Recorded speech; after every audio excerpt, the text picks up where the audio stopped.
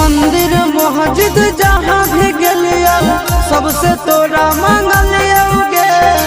तोरा हम हंसलिया हरदम अपने भले कानलिया गे।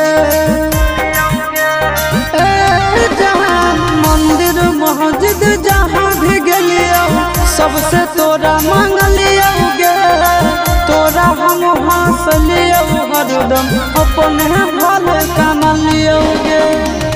तोर किस्मत खुलता तोर किस्मत खुलता जरता हमर भगिया गे। बसवे के डोलिया जानू बांस के रथिया गे। बसवे के